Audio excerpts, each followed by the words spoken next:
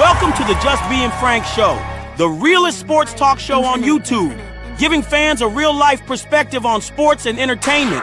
You knew better, you do better, who do it better? We got a few positions already taken care of because I'm bringing my luggage with me. And it's Louis. Okay. It ain't gonna be no more of the mess that these wonderful fans, the student body, and some of you. Did I just hear a laugh? Let's go back just a little bit. What did he say? We got a few positions already taken care of because I'm bringing my luggage with me. And it's Louis. Okay. Did you hear? That's his son, Bucky, his oldest son, Deion Sanders Jr., who recorded and laughing. Think his dad's so funny. He bringing that Louis. We got a few positions already taken care of because I'm bringing my luggage with me. And it's Louis. Okay. It ain't gonna be no more of the mess that these wonderful fans, the student body, and some of your parents have put up with for probably 2 decades now. I'm coming. And when I get here, it's gonna be changed. So I want y'all to get ready to go ahead. He coming. And when he get there, it's going to be changed. The fans and the parents ain't going to have to put up with this mess that's been happening over the past 2 decades or so. Because he coming. Go ahead and jump in that portal and do whatever you're going to get. Because the more you jump in, the more room you make. The more you jump in, the more room you... Damn. This is so disrespectful. I thought he was a Christian man, first of all, Christian coach. You don't even want to see them on the field. Maybe the bad coach or coaches that's been there before you didn't know how to develop like a certain something in someone that could put them over the top. And maybe you could be that person, that coach, to develop them in a category where they're not really lacking. They just maybe didn't see something that you see. That's why you got hired, right? Because you supposed to be a better coach than the last coach. But just to tell everybody, y'all might as well go ahead and jump onto that portal. Make more room for the Louis luggage that I got coming in. That's so disrespectful. You talking to 60, 50, 70 some odd kids and young men, and without even really seeing who is who, what is what, who's the bad apples out the bunch of this group, and who's the good ones, who's the disciplined ones, who's the undisciplined. Nope, just, hey, y'all might as well go ahead and jump on in that portal because I'm bringing my Louis luggage. And mind you, that Louis luggage he brought, it went 4 and 8. So they went from 1 and whatever, 11, to 4 and 8 with Louis luggage. That's some Louis, ain't it? Because we bring kids that are smart, say that, smart, tough, fast, disciplined, with character. One more time. Smart, tough, fast, disciplined, with character. Okay, that's see, you already lying to him because yourself, sir, you're not smart. You're not disciplined, and your character is questionable. Very questionable. Listen. Top of the morning, afternoon, night, depending on where you at. It's the Pope, your host, to do the most, man. Welcome to the Just Being Frank show. We got to cook Deion Sanders scammer's ass up today. I got a good one for you. Hit the like button, subscribe to the channel. We got to talk about Deion Sanders in his press conference making excuses. He said somewhere, too, where the punter was a problem. But we'll get into that, right? Also, after that, got Caitlin Clark career in Limbo. The WNBA did not want to sign an extension to the CBA to keep the negotiations going. The players said, no, we smooth. We good. Lock us out. We don't need to use your facilities. We don't need shit from y'all. It's over, basically. The players, not the WNBA. The WNBA wanted to say, okay, let's extend. Since y'all not ready yet, don't look like y'all be ready by the 31st to make a deal. We so far apart. We'll extend this negotiation. And the players said, no need. Close the door on that. Oh, I can't wait to get into that. And what is Caitlin Clark going to do after all of this comes to a head? We got to dive into it. Again, shout out to everybody that's in the building. Make sure we hit the like button. Oh, he Eddie Murphy now. Yeah, he think he funny. Radio blip mode. Shout out to you. Yeah, he think he funny. So I'm going to pull up the press conference that he just had, I think yesterday or the day before yesterday. No, it was yesterday. I'm going to pull that up. He's going to talk a little bit, I guess, about how he's been getting prepared and leaving the blowout ass whooping behind and looking forward to this upcoming game coming up. And so, listen, let me get to it. Let me get to it because it's hilarious to me. Much so. Hold on, wait a minute. Prime times Deion scanners. Scammers, I mean. Sheesh, this dude is something. This dude is so weird. Even him, he's so weird. Warren Sapp. Oh my God. This whole Colorado bluff thing is just something special. It's very special. All right, let's get into this phony. Now, if you're not prepared, believe you me, be prepared for me to pause and stop. I still got to bring it up. I'm looking for it. Got it. Because we're going to break it down. The things that he says, because it go over your head like a carry-on. I promise you it will. And so I'm not here to just listen to what he got to say. Yeah, we already heard it and seen it. You probably already heard it and seen it. But now we got to react to it. Let's react to it. And the Simone 81, Deion isn't a Division I coach. That whole staff is terrible. Whole staff terrible. Let's get into this. No further ado. Coach Brennan, great guy. One of the good guys.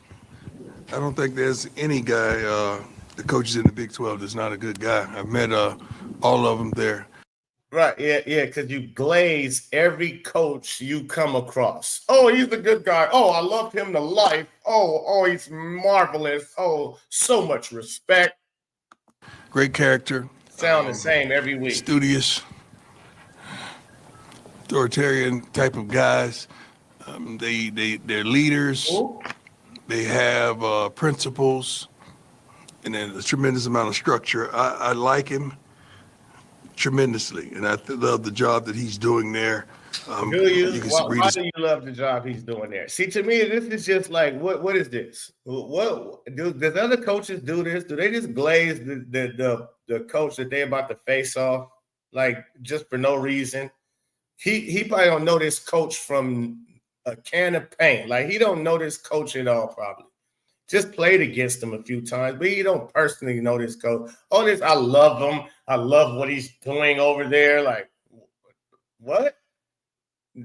That's a lie, bro. You're doing too. Why are you putting shit on thick for? Let's get to the game. You're supposed to be talking about what you're going to do and how you're looking at attacking Arizona. Coaching history, he's been several places, but he's one of the good guys, and I like what he's doing at Arizona. Students of the Week, has a good team. FIFA, I think we played him, I think it's third time, right? Since probably third time since we've been here. Good young man. I remember after the first year, he was rated really high, and he should have been. I think he had a down year last year because of the change of coaching and the change of the offense. But this kid, to me, he's a pro. He could play. He could spin it. He could throw it. You give him time, he's going to make things happen defensively. They get after it. I can recall big corners, long corners. They get your hands on the receivers. It's going to pose a tremendous threat. because they get after it on the defensive side of the ball. Students of the week, Mr. Arnold from Tennessee, John Slaughter from Mississippi as well. Student of the week. Who gives a bleep about who is student? Is this elementary? We trying to hear about football, sir, not your student of the week. Who gives out student of the weeks anyways? Like, that's what I mean. The elementary school, they don't even do that in middle school. They don't give student of the weeks. Maybe student of the month, maybe the semester. But every week he do the student of the week. Bro, can you talk football? Homecoming week and Spirit Day as well. Peggy's the Grand Marshal. Amen. Gotta win. Peggy's the Grand Marshal. Saturday should be beautiful. Colorado, 66-43. What we got here? Soccer, 13-2-3. Awesome, with one regular season game left. Kansas is Thursday. Then the team goes to the Big 12 tournament. Volleyball's 18-3, which is unbelievable. Volleyball? Soccer? Best record through 21 matches in CU history. Hats off to the volleyball team. Cross country is at the Big 12 championship this week. Friday in Lawrence, Kansas. And like, he's just reading it. See, that's another thing. None of this is authentic. He doesn't care about the cross country, the soccer, none of this. So what are you doing? You have no interest in none of that shit. But what are you doing? You act like you putting them on. Like, come on, man. Like, what the fuck? This is fake all the time. The men's team is ranked number 5 in the darn country. Women's team 16. It's ranked number 5 in the darn country. Like, if you really knew this, you should already know this. You wouldn't have to read from the paper. If you was interested in these things, you wouldn't have to read from the paper on who's doing good and what they doing. Bless them. Hats off to all 3 of those sports. What you doing? What's about the football program? Let me start by addressing some stupidity that happened a week ago. Oh, okay. That someone tried to make a big deal out of Coach Sapp knocking over the darn pylons. That's our little thing. He knocks them down, I pick them up. That's what defensive linemen do, right? They knock them down, the defensive backs pick them off. So that's our little thing. So that's wait. He's not a defensive lineman, and you're not a defensive back. You guys are coaches. And what you just said here is a lie. Warren Sapp been doing that since his career. He's been doing that in his warm pregame when he warming up, stretching. He's been doing that since then. So why did you just first of all, you just lost 53-7. Why are you addressing what somebody said, which I believe is McKenzie from Matt McKenzie said that on his podcast, and maybe a few other people.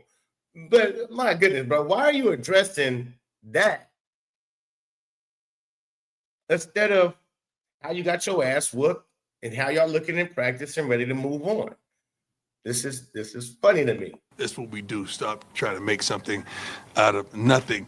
And the little situation that you caught me yelling on the sideline, I wasn't yelling at coach about a call. I was yelling about personnel. When you got to explain, he hasn't even been asked a question. And he's explaining himself. Why are you explaining yourself?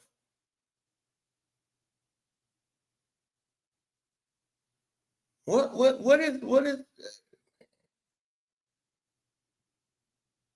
Okay, I just want to make it clear. So I was talking about personnel, not the call he made. I respect the calls that Coach makes. I think he's one of the best guys in the business. We just got to put us in better situations and do more, and the guys have to execute. But I yell on the sidelines all the time. You know, sometimes I yell positivity. I'm not yelling negativity. Sometimes I get disturbed. Who cares if you are, sir? You're supposed to. If you getting your ass whooped the way you got your ass whooped and been getting your ass whooped, especially last game, you should be yelling at coaches, players. It would be understandable. But here you are explaining that that's not what you were doing. Like again, I could have been passionate and been positively yelling, you guys don't paint me in such a bad light in my program, that I was yelling like a normal coach would yell at whether it was coaches or players when they getting their ass slapped 43-0 at the half. You should be yelling at people. But here you are saying, oh, no. I was mightily fine with us getting our ass blown out the waters. I was all good with all the coaches, the players, everything that was going on, man. Upset, but I'm not yelling at the coach. I'm yelling about something else. So that's what that was. I got the utmost respect for Coach Livingston, and Rob has done a great job since he's been here, and I respect he and his family. But we got to do better all the way around. Let's go. Nikki, go ahead. Hi, Coach. How you doing? Great. Nikki Edwards, Yahoo Sports. After Utah, how do you approach practice this week to yield the answers you want this Saturday? First and foremost. Okay, how you do practice? Because listen, last week when he came out before the Utah game, he talked about how great they did in practice. They had a great week of practice. He had a great time fishing, and everything. Great off week. Great off week. So let's hear what he got to say about these. Oh, I can't wait to go on my cruise in January. Can't wait to go on my cruise in January. But let's get back into this. This week was a tremendous surprise because of the great practices. Let's listen. My bad. Go back a little bit. Let's go. Nikki, go ahead. Hi, Coach. How you doing? Great. Nikki Edwards, Yahoo Sports. After Utah, how do you approach practice this week to yield the answers you want this Saturday? First and foremost, last week was a tremendous surprise because of the great practices that we had. Hats off to the young men as well as the staff, because we teach our young men to put things behind them, especially plays, and go to the next play. Now you got to put a whole game behind you and go to the next opportunity, and that's practice. And oftentimes you practice a certain way and you play that same way. These young men have responded tremendously, and I'm proud of them that they're putting it aside and say, you know what, we're better than this. We got to focus. We got to lock in. And mate didn't have a great game punting the ball last week. Guy was out there for an hour on his own, just kicking the snot out the ball. Did this nigga just say the punter didn't have a great showing? Whoa, hold on, wait, bro. Wait. Yield the answers you want this Saturday. First and foremost, last week was a tremendous surprise because of the great practices that we had. Hats off to the young men as well as the staff, because we teach our young men to put things behind them, especially plays, and go to the next play. Now you got to put a whole game behind you and go to the next opportunity, and that's practice. And oftentimes you practice a certain way and you play that same way. These young men have responded tremendously, and I'm proud of them. How can you respond tremendously? You just said they had a great practice before you got your ass kicked. But yet it's hats off to the coaches and the players because they responded for having another great practice. Oh my, like this dude is lost. Hats off to the coaches and the players who had they responded with having great practice. Just like they had great practices when we got our ass kicked. They had another great practice. So shout out to them. Our punter was putting in the work. Did this nigga just say the punter was putting in the work? He stayed an hour after getting kicks in because he know y'all about to get y'all face kicked in again. Of them that they're putting it aside and say, you know what, we're better than this. We got to focus. We got to lock in. And Mate didn't have a great game punting the ball last week. He didn't have a great game punting the ball. OMG, sis. That's the first thing you say about your team that got blown out 53-7. You bring up the punter? You literally just did that? The punter? I've never heard a coach really speak about that punter unless they like just shank 4 or 5 kicks in a row, just 20-yard kicks, 10-yard, 15-yard, like just pooched it in the air, and you really like had to answer for that. Like what?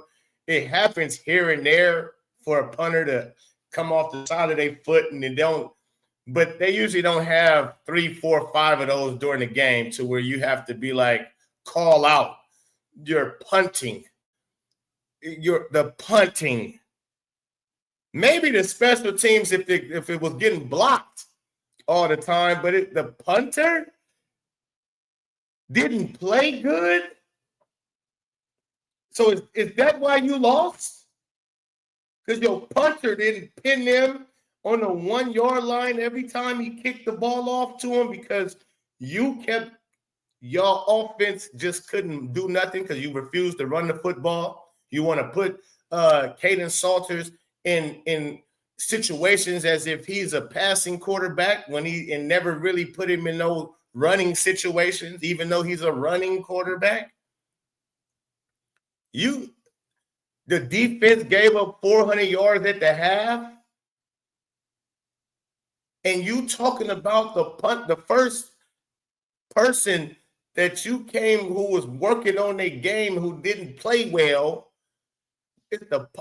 I can't get over the punter. I'm sorry. I can't get past you talking about a punter. The guy was out there for an hour on his own, just kicking the snot out the ball, just working till Coach Pollock had to tell him to come in.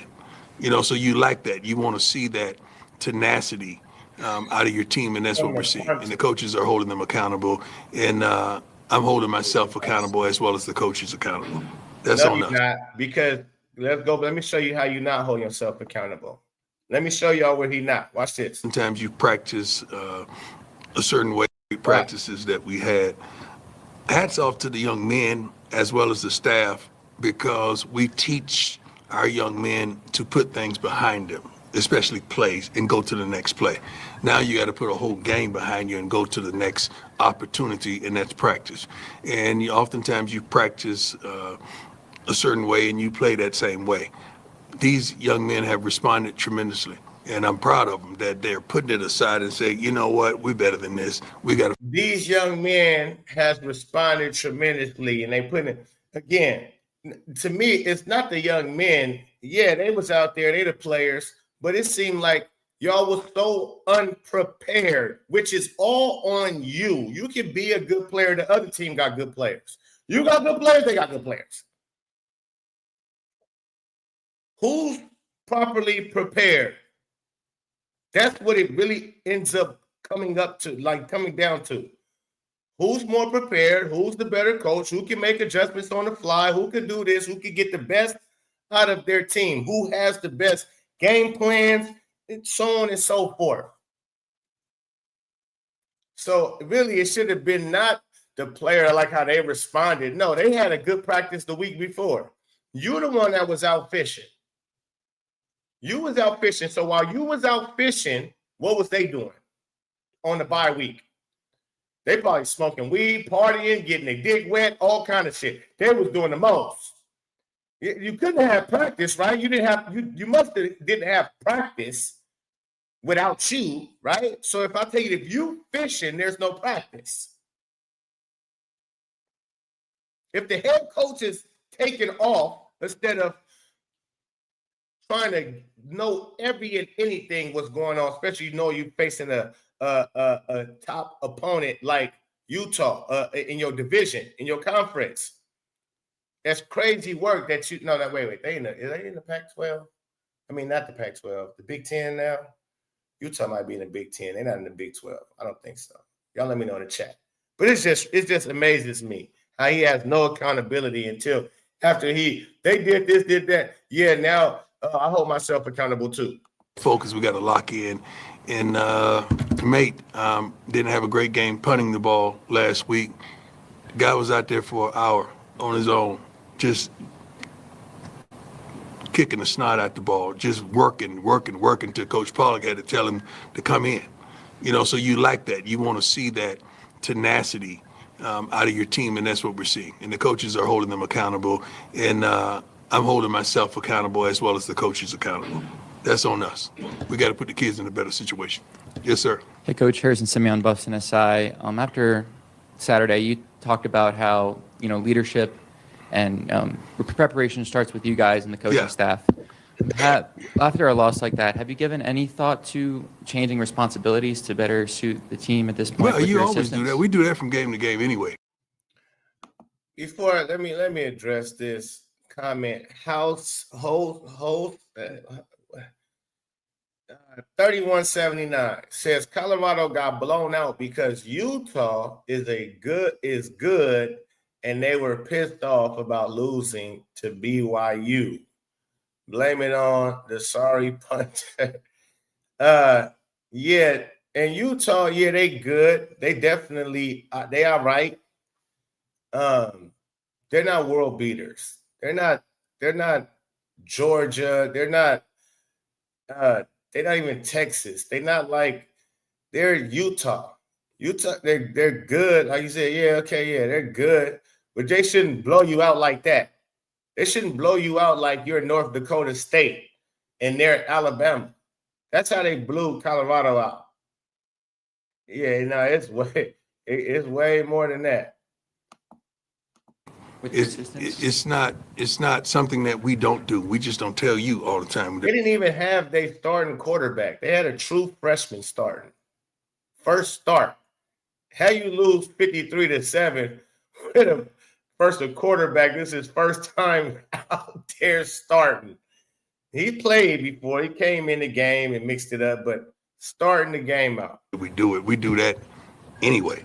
So we're always looking to improve in every area of getting the guys prepared. Not only that, what's being called from play to play, situation to situation. You probably don't know this, but we have a run game, pass game coordinator on both sides of the.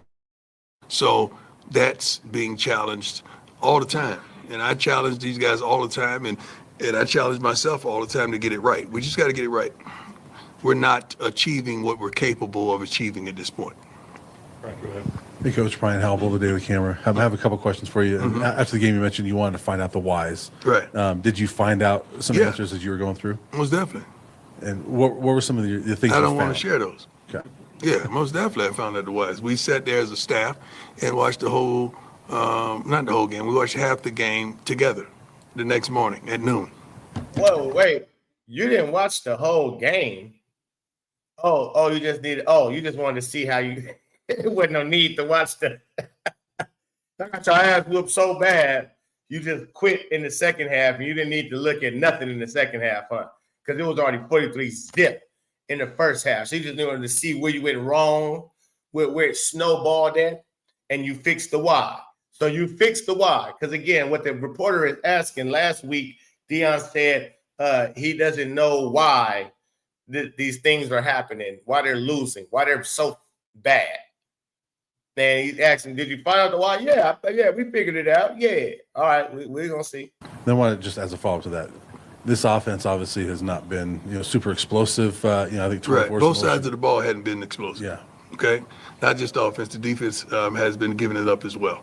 So let's not just target one side of the ball. As well, we was horrible on special teams as well this past week. I think for the first time all year we. Damn, Coach. But damn, Coach, it seems like y'all horrible on everything then, Coach. Damn, you was bad at special teams, bad on offense, bad on defense. Well, what's left? What's left is there to be bad at in football? What's left? So y'all just bad then, huh? He said it, not me. Y'all be calling me a hater. This man just called it everything. Hey, listen, don't just point out the offense is bad. My defense is bad. My special teams is bad. But I got Louis luggage. Everything is bad and it's bagged in Louis luggage. But hadn't been consistent. So it's not just one area that I'm concerned about. I'm concerned about all areas. This dude, you should be concerned about your coaching area and not your staff. You are the HNIC. You're the main responsible guy. Hey, Coach. Pat How you doing, my man? Nice to see you. Didn't we just talk yesterday? We did. I know we did. I know. Thank you. Thank you.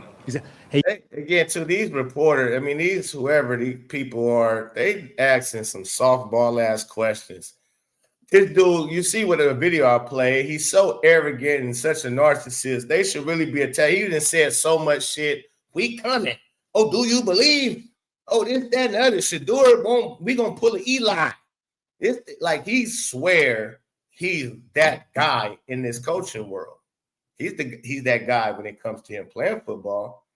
But man, this dude got and nobody pull his card. Nobody will pull his card. Like you, at some point, it's got to be you, bro. You got to look in the mirror. Some point, you're saying that you weren't going to sugarcoat things with your team and everything. What was your message to your team? And I mean, how and did you give them truth? At what point?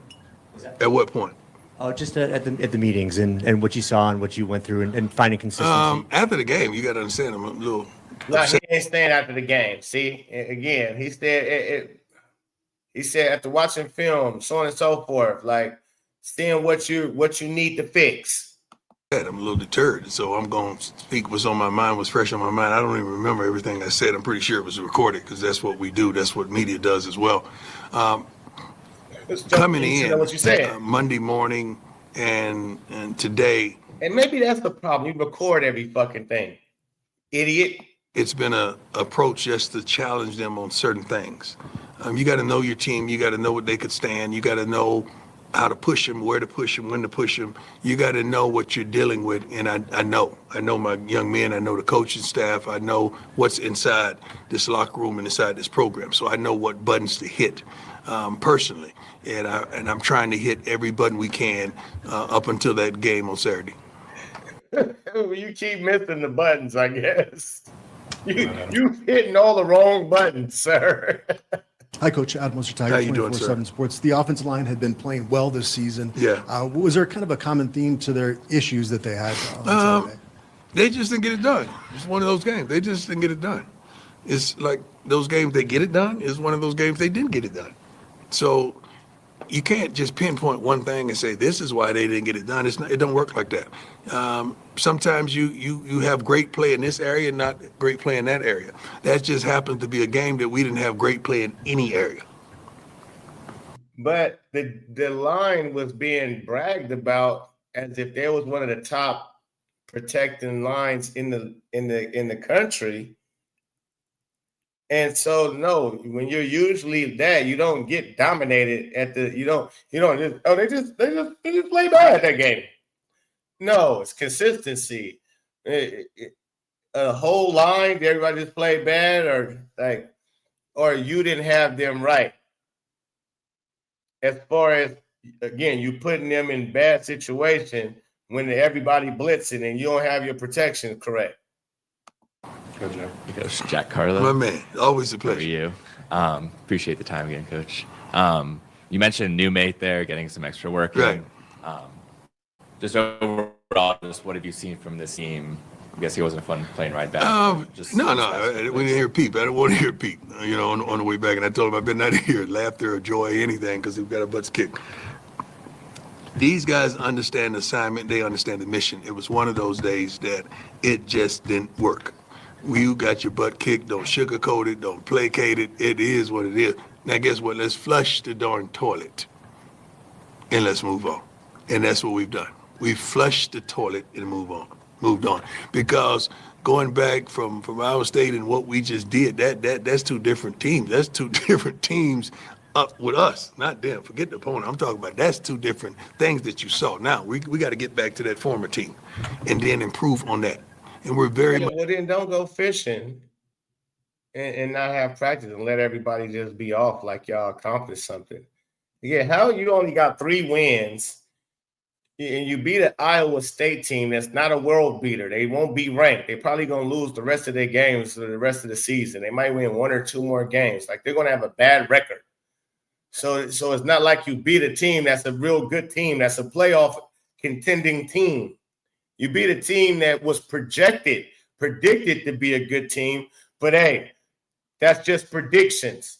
That's just projections. On paper, they look good, but in person and on the field, they're not so good. Their record shows they're not so good. So you beat a team that's all right. And now you was coming up against a team that's a little better than all right. They got action at possibly making the playoffs, but they already got 2 losses. So again, this isn't even a team that's world beaters either, but they are a well-coached, well-oiled machine type team, and you should know this.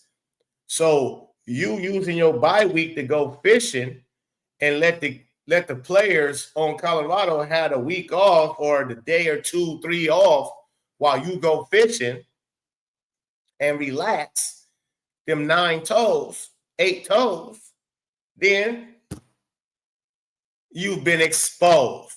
So you're talking about, let's get back to doing, how about you get back to work, sir? How about get back to work? You should have never took off work, sir. And wonder why your kids look that bad. Much capable. John, go ahead. John Treach, 9 News. How you doing, John? Coach, as someone who's competed and fought for everything in your life, Right. do you find it especially challenging to reach a team that may not be wired that way? I'm not going to say they're not wired that way. You just got to ignite them in certain ways, not only the young men, the coaches. See, you guys think you're only coaching young men. You're coaching coaches as well, and you got to get them on that same frequency as well to want it all, and don't settle. I'm not a settler, man. I don't settle. Like, when I went for contracts when I played, I wanted what I wanted. I'm not coming back down to settle in the middle. No, if I ask you for that, that's what I want. So, because I'm going to work my butt off and prove that I'm capable and I'm worth that. So working your butt off is fishing. When you're 3 and when you was 3 and 4, working your butt off is fishing. We want that same mentality in that locker room. Do we have everyone in there on that page? No, I don't think anyone does. But we're working towards that. That was a tremendous bump in the road, and we're trying to put that behind us. And let's move on. Let's go, because I know we're capable. I'm not putting nothing behind us until we go. See, this is what I say. He's definitely not a good coach. I'm putting this in my kids' face, in my players' face, because I'm a coach. If we lost that bad, I'm bringing it up. We watching film of it every damn day. We're going to watch film of that and, of course, of what we need to do better and so on and so forth. But you're going to watch how I'm going to keep clips up of how you just stunk it up and look like a fucking piece of shit. I'm not going to let you forget how shitty you was. And I wish you would go back and have another and wet the bed again like that. I wish you would. I'm going to make you sick of this, and you're going to go do something about it. You're going to go want to put something much better on tape. Yeah, because I'm going to keep exposed. Look at you. Look at your silly ass. Look at you. Look at this. Rewind. Look at you. Look at you. What are you doing here? Yeah, I'm not. Oh, man, I wouldn't let it down. But we're going to flush it, and we're going to move on, and we responded great with a great days of practice. You really that stupid? Are you really that dumb, sir? They ain't responding till they go out and play Saturday. and how they play, how you prepare them to play. That's the biggest thing. How you prepare them to play, sir. Goals from Ralph Report. After the game, you said you told the team and you told media the cat's out of the bag, and you gave away the blueprint. Is that something that you feel that your guys have really taken to heart, and how challenging is it to kind of go and make adjustments to fix the issue? Let me tell you what I was talking about. I was talking about the blitz. Okay, if you recollect the game, you hit a couple big plays early on that we had. They stopped the blitz. No, that's not what you're saying. You're saying that the cat's out the bag, that you can't protect against the blitz. You again, like, you just give up on your team. So for you to even say that last week, guess the cat's out the bag. We suck at protecting the blitz. Oh, can't be fixed. Guess they're going to get us. Now you knew that was stupid that you said that, so you're trying to right now clean that dumb shit up. Yeah, what I had meant was, what I was saying was, we had a few wide open guys. We just got to hit those, and when we hit those, cat won't be out the bag. We gonna stick cat back in the bag. Because you had guys right there. We just got to hit them. We just got to get the ball to them. We just got to protect. We got to do some things that we're capable of doing to stop the onslaught. And they stopped it. I know darn well we blitzing and they hit us and bleed us down the seam for a touchdown or explosion. You're going to stop that. Now you got to blitz in certain occasions, not every occasion. So we understand football. We welcome that. It's not like it was broken. We had an answer. We just didn't get to it. We just didn't. You didn't make no sense. Just bunch of word salad. He asked you, what did you mean on cat was out the bag? And you with all of this word salad, instead of just sticking to, hey, I meant shit. We have a problem against the blitz.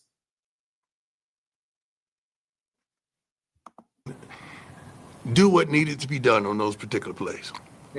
No excuses for that. Coach, how you doing? Great.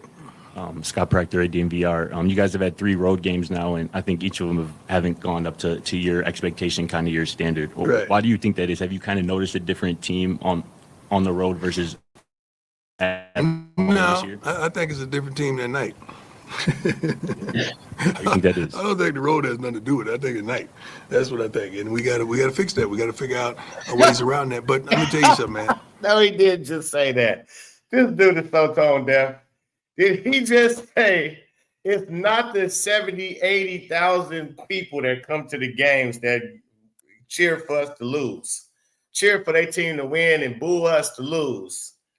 It's not that. No, it's not the pressure that's put on to win on somebody's home turf. And a lot of kids, you got to deal with the opponent playing at their best because they get uplifted by the fans, right? So a lot of times when you go into somebody's house, you got to play them. You better quiet them fans quickly because that can give them momentum and motivation to play at their top peak. So no, it's not none of that. It's the difference between morning, afternoon, and night.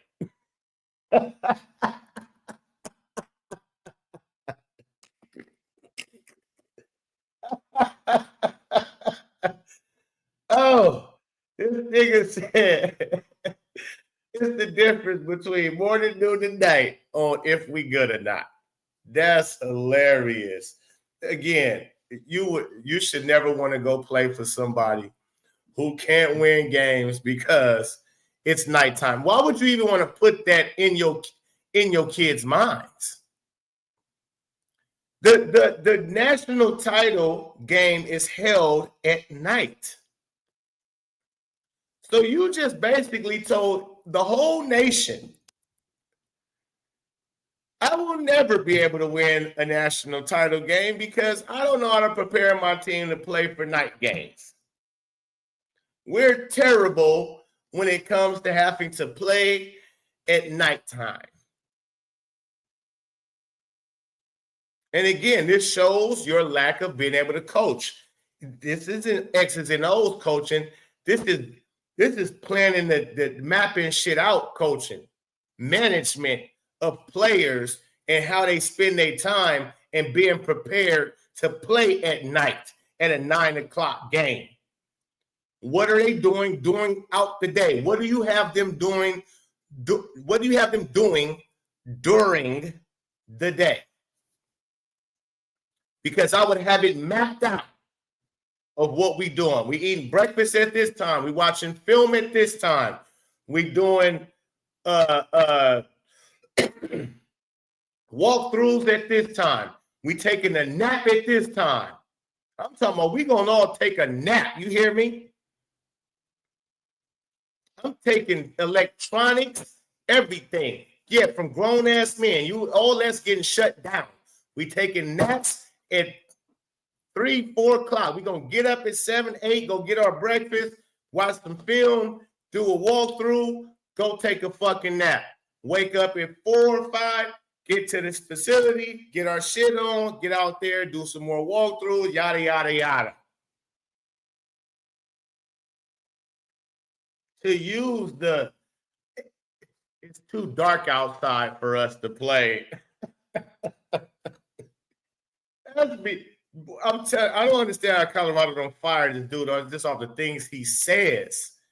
Like he says things that's just not a championship winning mentality type of coach would say. Oh, let's blame it on nighttime. Yeah, blame it on nighttime, man. On night games, man. We just can't. Do you know how? Okay, I coach teenagers, AAU basketball. We go to tournaments, and it don't matter. Sometimes big-time tournaments, right? You can go big-time tournaments, the World Disney Tournament out in Orlando. You can go to the Jam On It's out in Utah. You can it's all kind. Your schedule, you can't. You might get a 8 o'clock in the morning game, 8 a.m., 7:30 in the morning. Where most kids like to stay up, play, they don't go to sleep till 10, 11, 12. They got to get up and play a game that early in the morning. You know how hard it is to get them ready and to make sure, hey, y'all get your rest, all of that. You have to know how to manage that. If you let your kids, you go out of town and you can have a good ass team. And you let your kids stay up all night and be on their phones and bullshitting around and they got a 7 a.m., 7:30, 8 o'clock game in the morning. They don't get, and they play against a team that's well rested, well prepared, locked in, ready to go. You're gonna get your ass whooped. You can have better talent than them. You're gonna mess around and get your ass whooped because you're not prepared.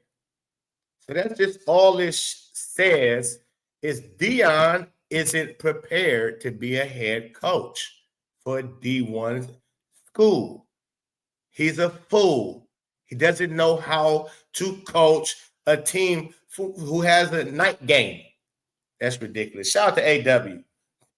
I'm going to rewind that for you. Just in case you just came in, hear this nigga say this one more time. That was crazy. Things that we're capable of doing to stop the onslaught. And they stopped it. I know darn well we're blitzing and they hit us and bleed us down the seam for a touchdown or explosion. You're going to stop a little that. Too far, my bad. Now you got to blitz in certain occasions, not every occasion. So we understand football. We welcome that. We've. It's not like it was broken. You understand. We had an answer. We just didn't get to it. We just didn't do what needed to be done on those particular plays. Yeah, no excuses for that. Okay, thanks. Here we go. Coach, how you doing? Great. Scott Proctor at DMVR. You guys have had 3 road games now, and I think each of them haven't gone up to your expectation, kind of your standard. Right. Why do you think that is? Have you kind of noticed a different team on the road versus at home this year? I think it's a different team that night. How do you think that is? I don't think the road has nothing to do with it. I think it's night. That's what I think, and we got to fix that. We got to figure out ways around that. But let me tell you something, man. So again, you fix that so you don't know the answer to that? Because that's what he's looking for, an answer. Why you guys look terrible on the road? You say it's night. Okay, well, then what is the problem with the night? What's going on? Expound on that. Don't just let me tell you something, man, and go off into some other shit. No. Why aren't you good at night then? because that shouldn't have nothing to do with the players. Why aren't you good at night games, coach? Let it be made, we're not making the plays. And we got to hold everybody in that locker room, including myself, accountable for not making the plays. You see them. They're there to be made. We got to make them. We got to do much better. And that starts with practice. It starts with the mentality. That starts with the hunger and the thirst to be great at something or to defeat your opponent. He just said he just like to talk. It's not the hunger, the thirst, and to be great, and determination, and the motivation of the explanation and the dilation of the foundation. Every week we talk about one-on-one matchups, who's going to beat their opponent. Okay, it's one thing that you dominate your opponent, but as a team, are we collectively beating our opponents? If you winning your one-on-one, he's winning his one-on-one, but we got 8 other guys and 9 other guys get their butts kicked, it don't make sense. We got to collectively do what needs to be done to come out victorious.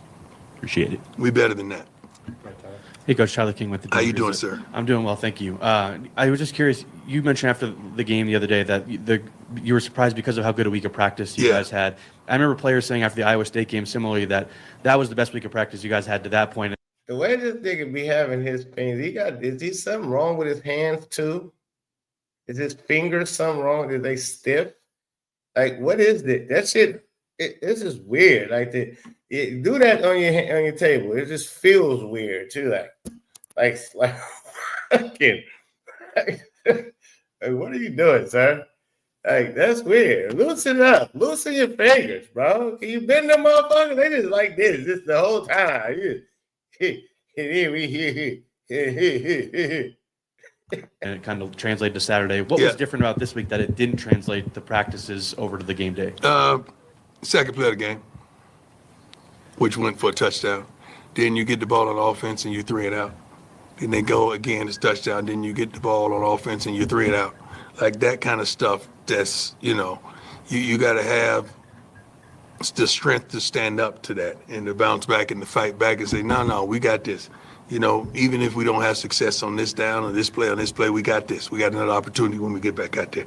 You got to have that mentality that no matter what happens, we're going to be all right. And we can't break. We could bend, but we can't break. Unfortunately, we broke.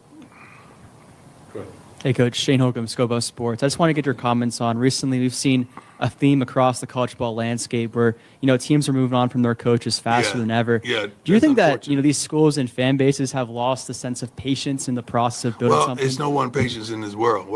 How do we exude patience when we could call up right now and get a pizza delivered right here? That you could call and get a ride waiting outside for you. Everything is expeditious. What? That's just a crazy analogy because you can always call and get a pizza, my nigga. It's been delivering pizzas since I was born. You can get a pizza delivered to the crib at any time. You can always get a ride to it. It's a thing called a taxi service. That's been around before my time. I know what he means, but I'm just saying this is just how phony he is. This is just how unauthentic he is. Because he think he sounds smart, but he sound dumb. He trying to sound smart, but he sound dumb. You know, now it's microwave everything. You can call up and get a pizza right now, delivered right here. You can call up a ride, it'll be outside. We've been able to do that, dumbass.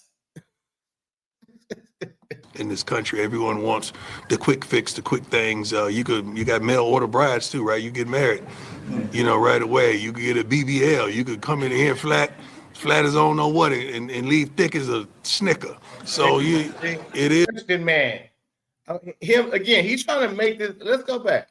Listen to his analogies. Look at him putting. You can do this, and he talking about BBLs. Why you talking about asses, bro? Where your mind at? We talking about football, and here you are in senior. I know you bringing analogies and you trying to say this is that, but you're doing very bad all the way. Offense and you 3 it out. Then they go again. It's touch. Recently, we've seen a theme across the college ball landscape where, teams are moving on from their coaches faster than ever. Yeah, Do you think that, these schools and fan bases have lost the sense of patience? See, again, instead of telling him, hey, you think you keep doing this, man, you think your job going to be on the line? In the process of building something? There's no one patience in this world. How do we exude patience when we could call up right now and get a pizza delivered right here? That you could call and get a ride waiting outside for you. Everything is expeditious in this country. Everyone wants the quick fix, the quick things. You got mail order brides too, right? You get married, right away. You could get a BBL. You could come in here flat as I don't know what, and leave thick as a Snicker. So he goes into mail order brides and BBLs. Oh yeah, I got you. It is. This is a different country that we live in, man. Ain't nobody got no patience no more. I understand that, and I don't either. I don't have patience as well. I want things done right now because I'm used to getting up there working, putting in the work, and you want the results from the work you put in. It don't oftentimes work like that. That's a great question. I appreciate that. Bullshit, it don't. You put in the work, you usually get the results. It don't work like that. No, yeah, it do. It's what type of work you putting in, sir? All right, what type of work you putting in? That's where it go. What type of work you put? You putting in that Kobe Bean Bryant work, 4:30 a.m. wake ups, huh?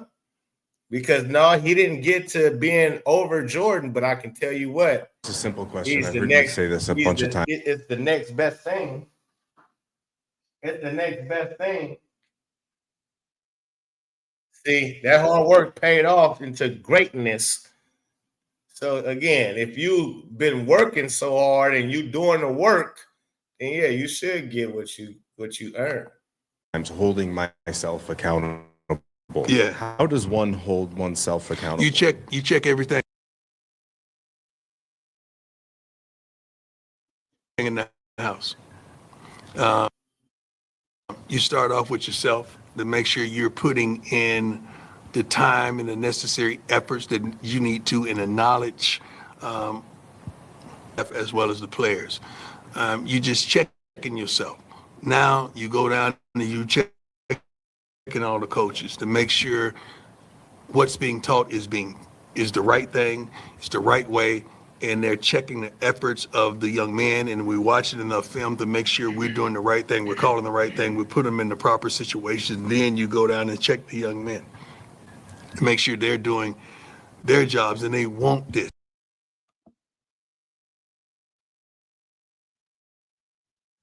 Did we choose the right men? Do we have the right collection of young men in that locker room? It's a whole lot of checks and balances going on. But you start at the top with just giving to this university as well as this team, because they've done a wonderful job of blessing me. So I feel the worst. I haven't been home yet.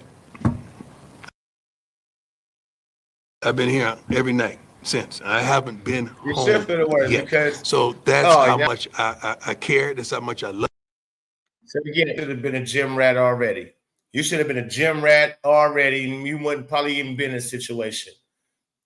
I see again. So you decided to go put in the work and not go home now? Nah, man. It's bogus. But you spitting a whole bunch of word salad again. Love it. That's how much I embody this university, the school, what they've done for us, the fan base. They come and sell out. I was gonna say. I know I was thinking of something. So when you're the head coach of a football team, you got offensive coordinator, defensive coordinator, running back coach, wide receiver coach, quarterback coach, lineman coach, offensive lineman coach, special teams coach, right? You got all these different parts. The whole thing, when he said you got to not only coach the players, you got to coach the coaches. No, yes. And so how you coach the coaches is, this is what I want to do. I want to run this type of defense. I want to run this type of offense.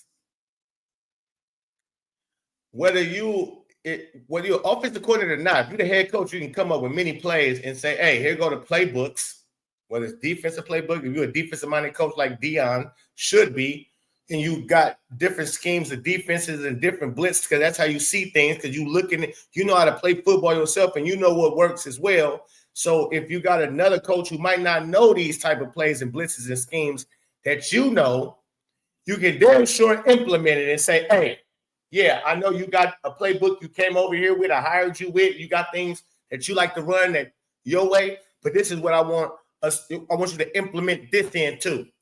And we got Caden Salters now. We don't have we're not doing Ryan Swab as the starting quarterback.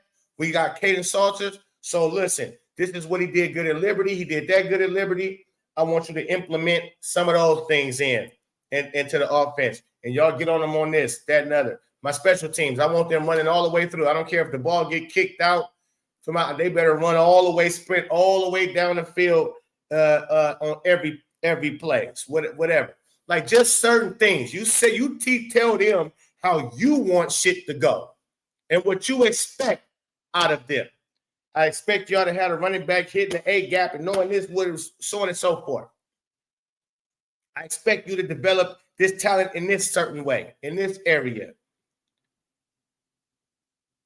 Boom. I mean, it's all on you, head coach. You don't know what you're doing, sir.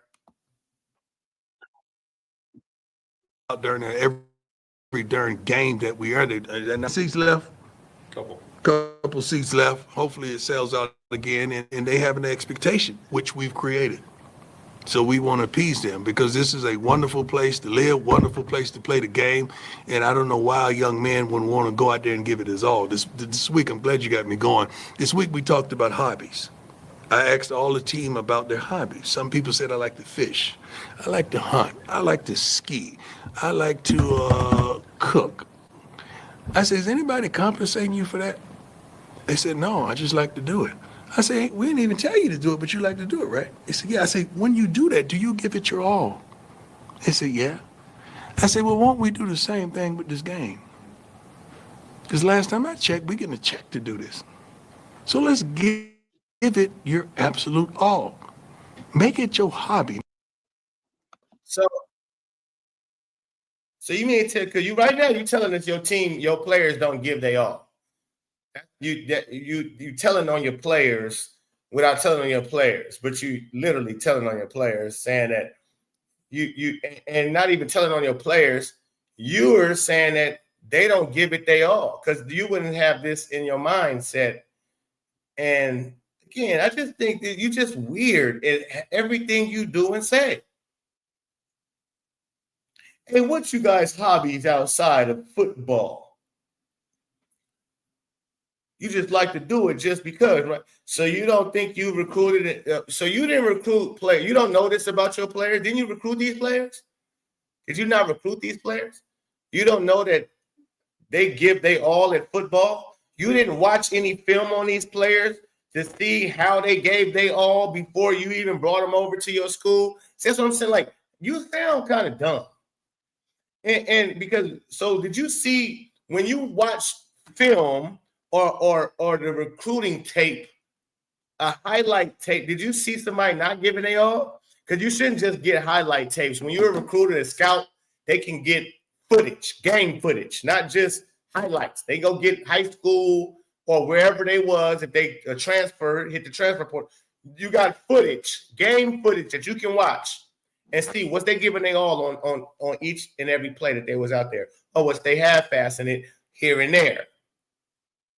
Because it to me, you got mainly transfer portal guys. You barely have any true freshmen.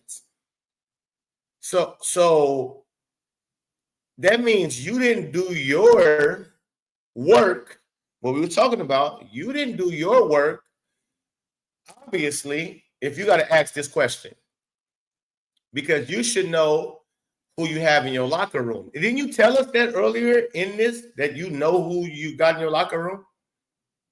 You know who these dudes is? But yet, every other day, no dogs, no leaders. Oh, you got to watch the leader word. You say, watch that leader. It shouldn't, oh. So out of 70, 60, 70 players, you don't got no leaders, no dogs. You don't got people that just love to play the game of football. Out of all these kids you recruited, make it personal. Make it has some feeling into it that you want to be successful. I've never done nothing in my life where I wanted to just compete. I've always wanted to win, and I'm trying to get that across. Like, you gotta, everything you do in life, you gotta want to win, man. I don't care if we walk into the cafeteria and I'm gonna be one step quicker. I gotta get there faster. Like, I want to win, and I want to embody that every darn day, and I want of them. It's happening, and I like it, but it's not happening as expeditiously as I would want. So you talked about that's part of it, right? Players and staff. Right. When it's you expeditiously, it's not happening as expeditiously as I want. The Pope always hating on somebody black. Yeah, I guess so, huh? Lions, baby. I shouldn't call out the degeneracy in this dude right here, huh? Cause he black. Just because he black, huh? You know what's funny? I just seen a story that this black lady principal, it was a black woman who was a principal, and she just got fired from her job because she had called a black students only meeting at her high school, right? Right? That's kind of crazy, right? Is that crazy or no?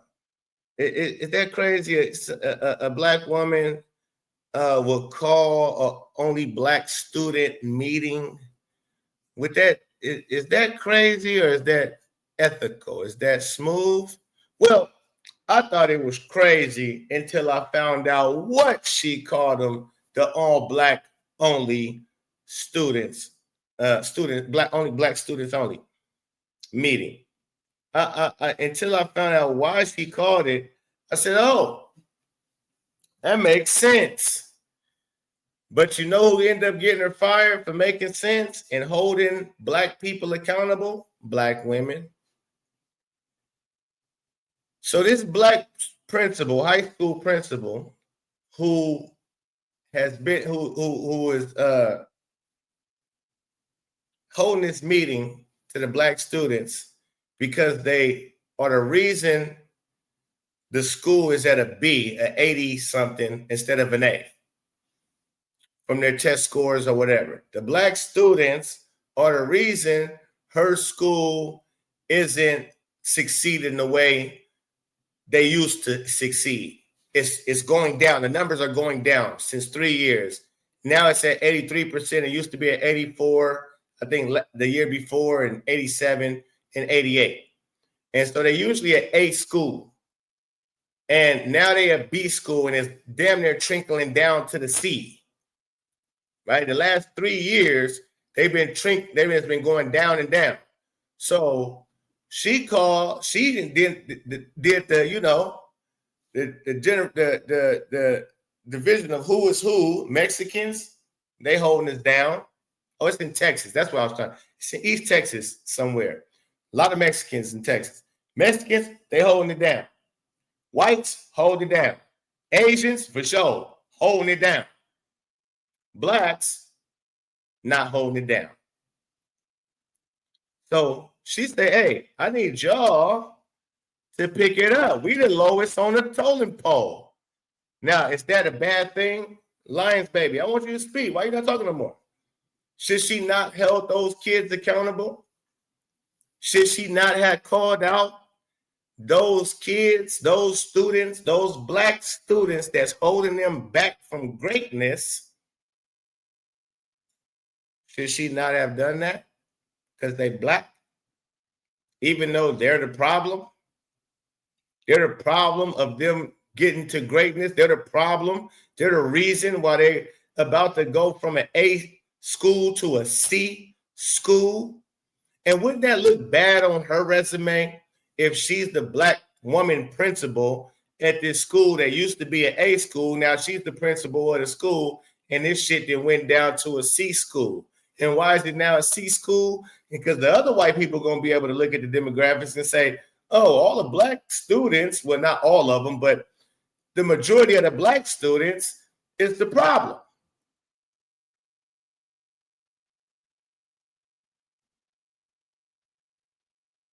So, lady, you allowing your black students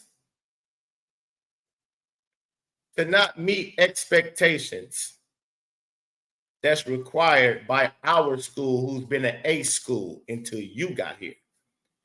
Guess what that'll get her? So if she was in a lose-lose situation, because dealing with black folks, you can't win. She was trying to elevate them, motivate them. It wasn't to down them. It was that, hey, yo, y'all, we relax. You shouldn't want to be lax. Y'all should want to do, no, the ones that are doing something about it, you need to talk to your homies. And you need to help your homies. And the ones that's not, get on your shit. Because this ain't a school for play. We trying to put people into the Harvards and the Yales and so on and so forth, which is also dropping as far as black college students going to them schools, the Ivy League schools. That number is dropping drastically as well. But she held them students to a higher standard, and the parents didn't like it. Not parents, but black women, single mamas, complained. Oh, she shouldn't have did that. Oh, that's wrong. That's rude. Oh, that's unprofessional. Oh, that's, and so she got fired. So she got fired trying to do something good for black folks and then black students to say, hey, I know y'all better than this. Let's get better. We looking bad. Can't win for losing, fucking with you niggas. Dumbass nigga. Go to a staff member after a tough game like that. What are you looking for in them that will show you that they understand? Like this dummy. No, it ain't the away crowd. It ain't us on the road. It's nighttime.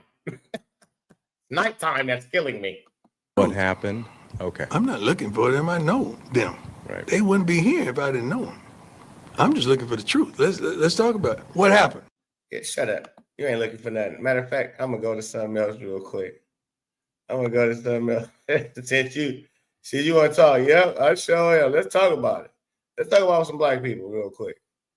For sure. I'm glad you said something. For sure. This is why. These are the reasons why, sir.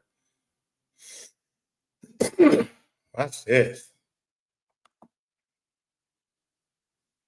This right here is insanity. Yeah. Shout out to the Hodge twins, because these dudes is funny as shit.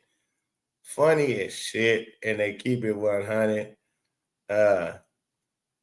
Hold on, let's get to it. So, it's a black girl and a white girl. I forget this lady, she a singer too or something like that. But let's Baby, one thing about me is everybody know I'm still good with the coochie, so I always make a lot of money. Can't even understand what the fuck she just said.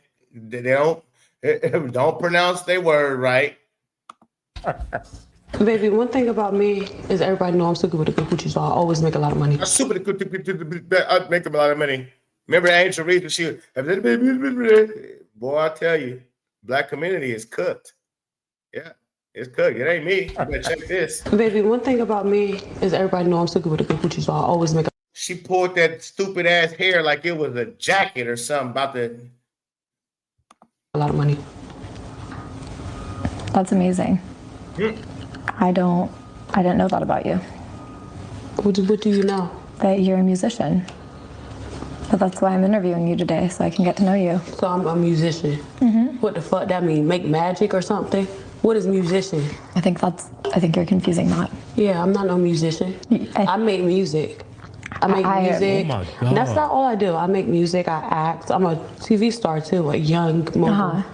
Just really quick, I think you're confusing. I'm not confusing nothing because you don't know. You thought that all I was a magician or whatever the fuck you said. See, that's what I think you think I said. I said musician, not magician. I don't think, baby, I don't think.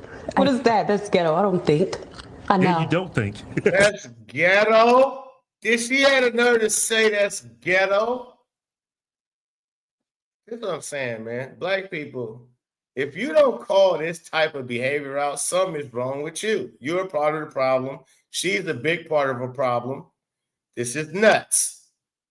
This is called nuts. Now, I don't want to... So you think. I didn't say magician, Suki. I know. Yeah, you don't think. So you Think. I didn't say magician, Suki. I said musician. And I think you are a Black people, y'all really are niggers. You really are. Ignorant as fuck. musician. No, baby, I do music. So you just really quick for the record, could you say you don't think you're a musician? I'm not none of that. But then after that, you just said I do music. Yeah, I do music. So in other words, Yeah. you're a musician. No, I'm not. Okay. Oh my God. Like, are you serious? Are you serious? She don't know the difference. She don't know what a musician is. And she think the girl means magician. But gives her attitude. Now, that's okay. Everybody don't have to know this. But don't give me attitude like as if you are smart. You're dumb. So at least be smart enough to understand you're dumb. Can you at least be that smart? Can you be smart enough to know you're an idiot? And that the fact that you don't know the difference between a magician and a musician, which most of us knew since little children. A magician. Oh, they're going to do tricks. A musician. Oh, they're going to sing. Now, yes, they sound similar. And so and she could have recovered because she could have said, oh, once she explained, I'm not saying magician. I said musician. She could have then recovered and said, oh, my bad. I thought you said magician. I thought I heard magician. My bad. Okay. Yeah, I'm a musician. But for her to double down on her dumbness and say, no, I'm not none of that. Do you do music, right? Yes, I do music. Were you a musician? No, I'm not. Ouch. You fucking idiot. That's niggerish behavior. Yes, it is. Point blank fucking period. All right. Let's switch over, man. Caitlin Clark career. What is going on with Caitlin Clark's career? It is now at a standstill. Caitlin Clark is unemployed, ladies and gentlemen. Caitlin Clark is unemployed. She not playing in the WNBA because it won't be one in 2026. And I told y'all this way back when they announced Unrivaled. The day they announced Unrivaled, shout out to your boy, the Pope B. Frank. I'm the only motherfucker who said this and seen it coming. The only one. There was none other than me. So yeah, I'm talking my shit because I seen it from a mile away. While a lot of y'all be talking about I'm a conspiracy theorist, now I see shit for what it is. I knew the only way the WNBA was not the only way. I knew the WNBA was going away once Unrivaled, Bree Stewart and Hephaestus Collier was going on ESPN announcing that Unrivaled was a new league of theirs. I said, oh, they're about to do away with the WNBA. There's no way you can keep two. You can't do both. You can't have two professional leagues, and that's the conflict of interest. And you soliciting on the job. How you soliciting on the job? How you playing in WNBA games and you coming on ESPN promoting a new women's professional basketball league, telling everybody that you can pay them more than what they're going to get paid in the WNBA, but then act as if everything was going to still remain cool. I said, there's no way that can coexist. They can't coexist. They can't happen. So the league is leaving. And that's another reason why, and a big part of why they allowing all the bullshit to happen to Caitlin Clark. Because they know they finna be deuces. That's the Unrivaled thing. And she don't want to go to Unrivaled. So, hey, her ass is like she's in a lion's den. Because they built Unrivaled so everybody can put everything off on Caitlin Clark. All the success or failure would be on Caitlin Clark, but it would be able the WNBA was going to see, okay, cool, we can move on away from y'all. Y'all can start y'all new league. Y'all have Caitlin Clark. Y'all will make revenue profit from having Caitlin Clark from jump.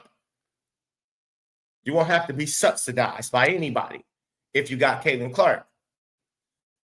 So Caitlin Clark told Unrivaled no when she was in Iowa and Ice Cube offered her to play in the Big Three. Those were the same times. Unrivaled was offering her.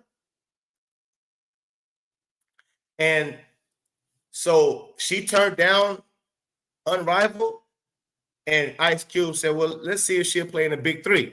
Because I believe Ice Cube knew even more than just about the Unrivaled. I believe I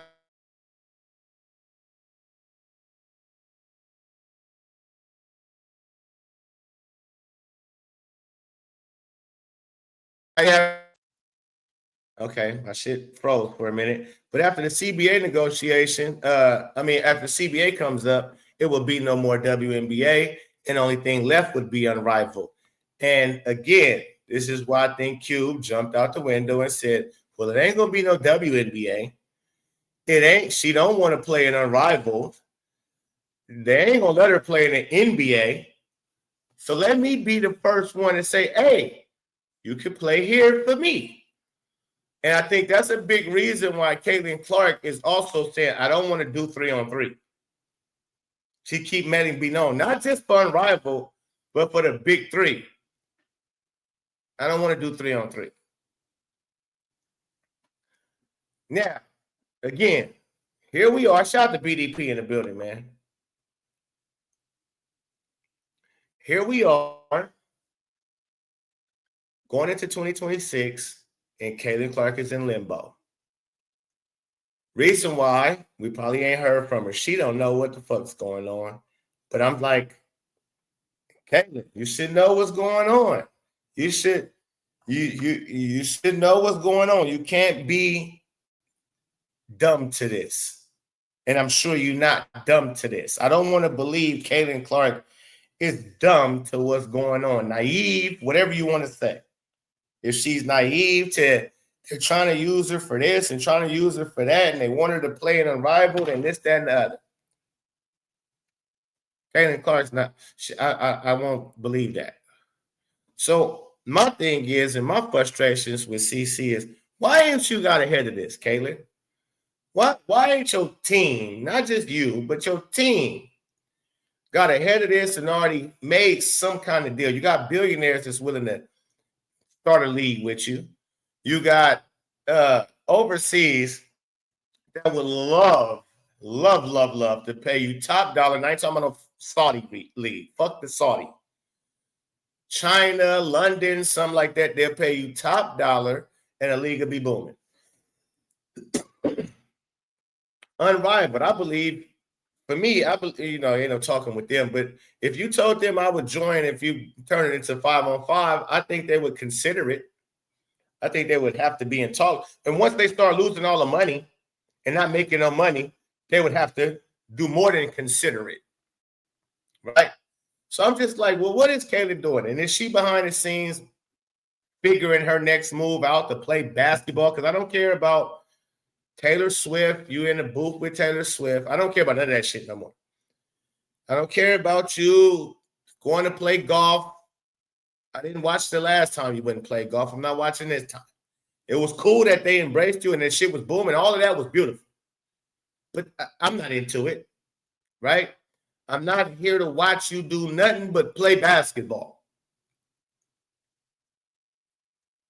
So, what are we doing? CBA has gone away. It's done. What are we doing, CC? Can anybody tell us what CC's doing? BDP, you know what CC doing? Have you got any word? Because you're very investigatory. I don't know if I said. I don't know if that's a word. Investigatory. Investigative. You're very Nostradamus with shit. Let me know. Does anybody know what Caitlin Clark is doing? Anybody besides for basketball wise? She ain't got a job. They lock you out. You can't even go play, use the facilities. She can't even go to practice. Remember where she lived in the off season last year? Can't do that.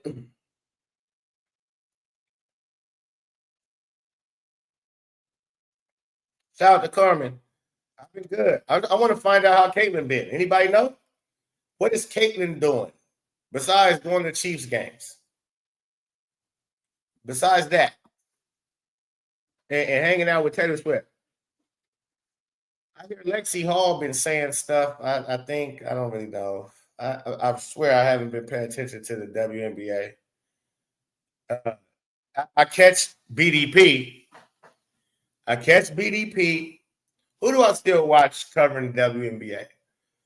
BDP, because he give it to me. He don't just try to just throw videos out there just to throw videos out there. But I know he got to eat, so he still got to put videos out there.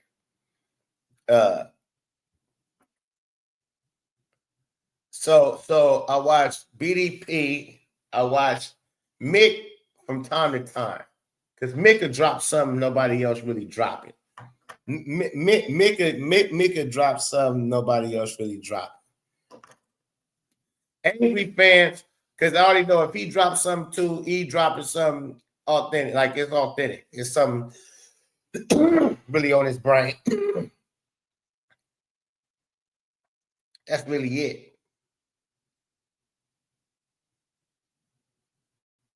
Cause I see a lot of people, they just throwing, shit out there just to throw the shit out there, And yeah. Let me see what BDP say. No idea, sir. Team USA camp, but other than the obvious. Oh man. We left in limbo, man. God damn, CC. CC, you playing with folks' money. You playing with our money now. We support you with our money, right? And you playing with our fucking money. CC, you know we make money off this shit, CC. And I'm not saying you need to do it for us that makes money. That's just me being funny. But at the same time, nah. Yeah, you should. Again, you should have been said something just because that's it. That's the thing you're supposed to have been done. You're supposed to have been said something, hinted to something, go do something. Basketball related. Not show up to the bullshit ass Chiefs game. Which that's cool. You do that because that's your team. I'm not saying don't go to a Chiefs game, but what are we playing? Are you not healthy? Can we go play some basketball somewhere? Like, can we get an open run? Can we get a workout? Can we get a workout? Can we get a you and Lexi Hall workout?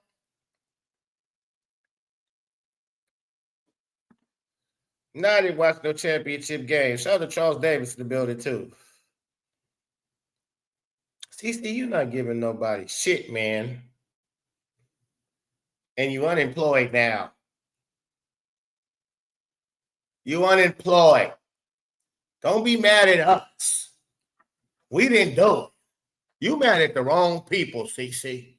Not to say you mad at us, but you sure ain't feeding. You ain't feeding us with nothing. You gotta feed the streets, CC. You feeding them bitches. They don't even like you. You constantly worried about them getting paid. What about me and BDP? Mick Talk Sports. Trying to liquidate. What about us? All I want to say is that they don't really care about us. All I really want to say, they don't really care about us. All I want to say is that they don't really care about us. You going to have me get in my Michael Jackson bag, CC.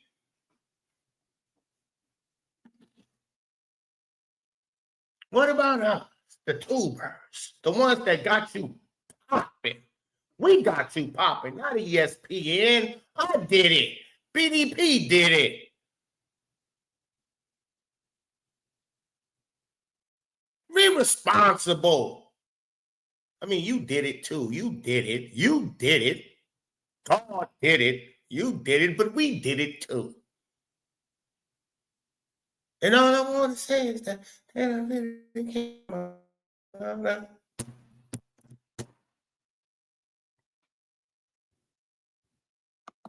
Clark, you motherfucker, you. Got my shit. I got 10 motherfuckers in here. I got 10. I used to have 300 and something. I got 10 people in this motherfucker. Do you understand? You playing with my money. I could.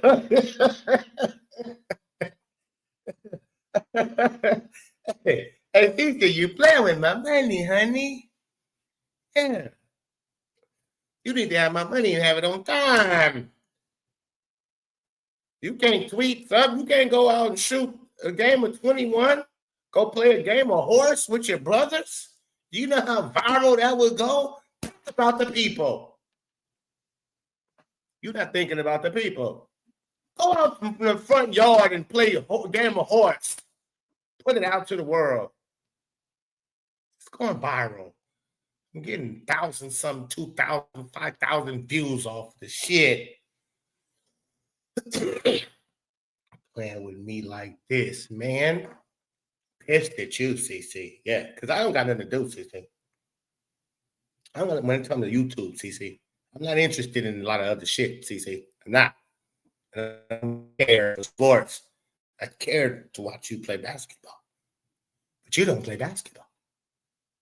You don't play basketball and you don't talk at all.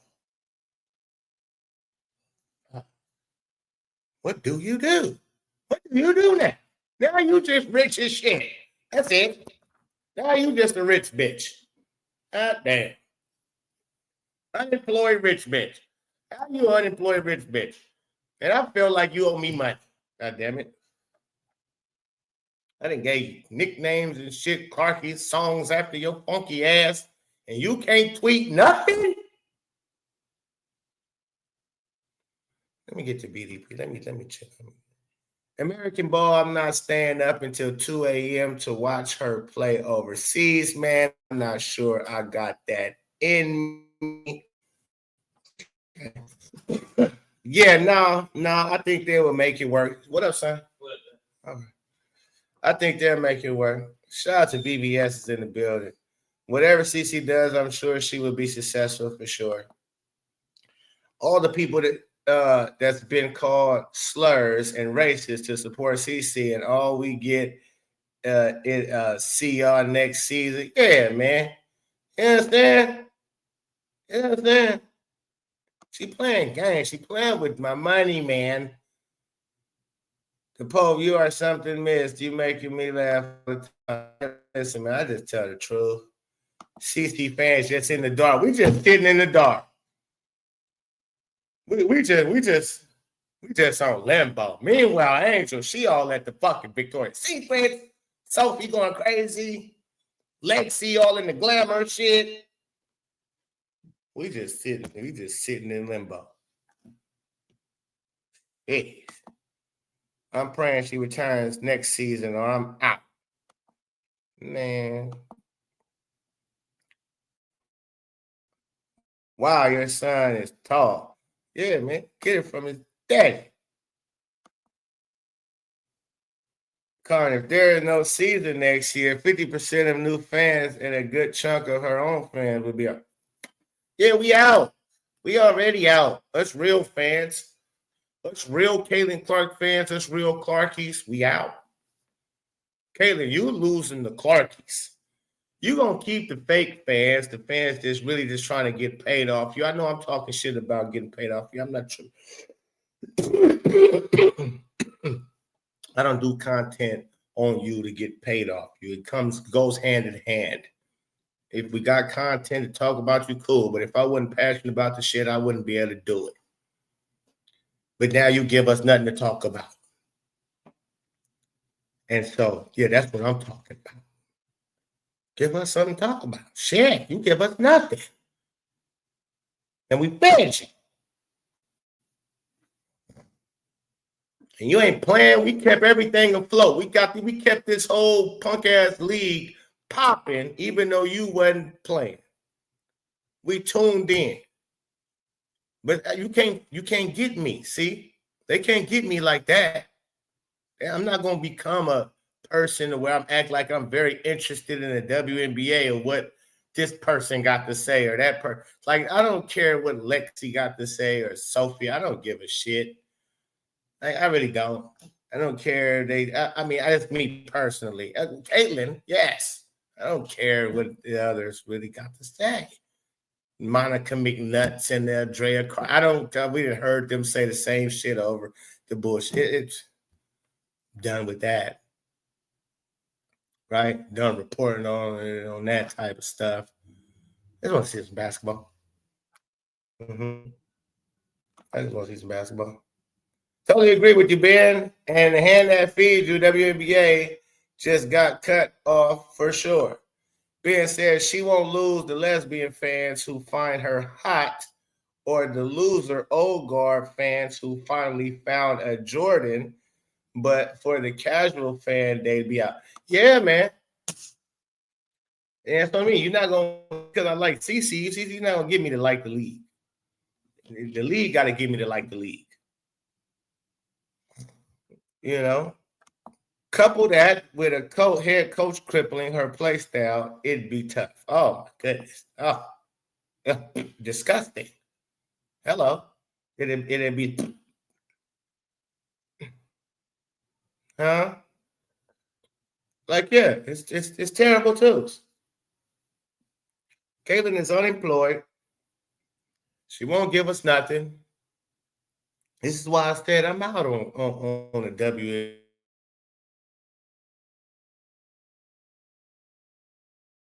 And giving them shine, aerial powers, and no, thank you.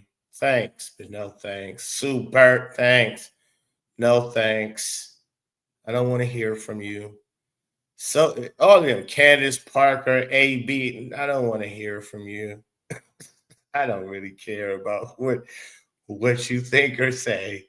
Your game doesn't translate to in hello.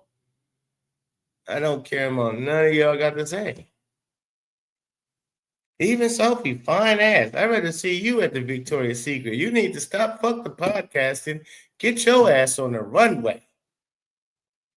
Because you bad as a mother. Get your ass on the runway. You and Chloe Bibby. Drop the basketball. Follow Angel Reese like you said you would. And put that shit on. So I can see you in that.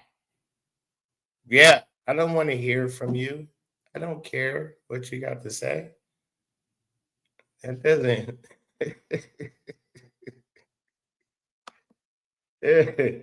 WNBA been sabotaging everything from the beginning. Yeah, they have. Yeah, they have. VVS, let's take a step further. Lockout League 2026. Season doesn't happen for starts late. Clark's star is diminished and they get paid more is a win-win from their standpoint. Yeah, it's crazy work. My boy says, I like Deion Sanders, but you cannot blame the punter for the loss because Colorado rushed for 38 yards and Utah rushed for 442, and the Colorado defense cannot stop a nosebleed.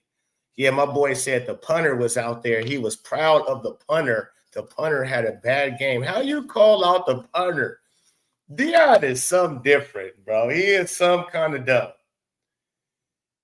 You got watched 43. I don't even fuck the final score. I'm at the 43-0 at the half. With a backup quarterback against a backup quarterback. How you down 43-0 at the half to a backup quarterback who was a freshman, a true freshman, not a red shirt freshman, a true out of Muskogee, Oklahoma. Muskogee. He from Muskogee. You let a nigga from Muskogee. You let a nigga from Muskogee, Oklahoma, who ain't never started a college game in his life, go out there and 3-0 at the half, your ass? Oh, God.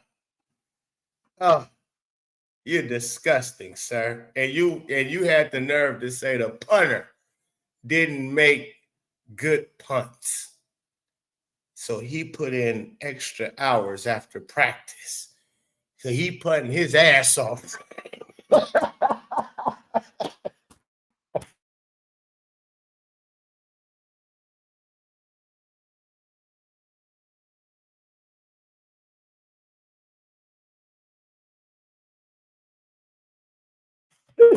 Damn, Deion, you kill me, bro. That nigga said my punter put his ass off right now. You don't want to say, damn, Deion, the punter putting his ass off. We ready to kill everything moving. Oh. The punter is putting his ass off. So we finna win out. The punter was putting in extra pressure on the practice field. He was giving them hell on the practice field. Kicking the most beautifulest. I mean, you should have seen it. You should have seen it. They was the most, you should have heard it. The sound of the punts. The sound. What?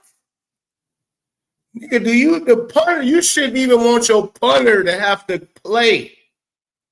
Guess what? Your punter only comes on the field when your offense ain't moving and getting first downs, nigga. What the are you talking about? The only time your punter come on the field is when your offense is bad and you proud of your punter and was mad. Wait, you was, oh my God. But that, like I said, that you should be fired saying some shit like that.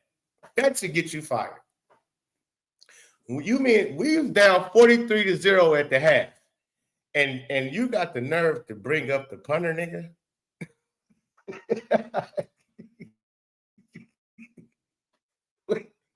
You can't coach here no more.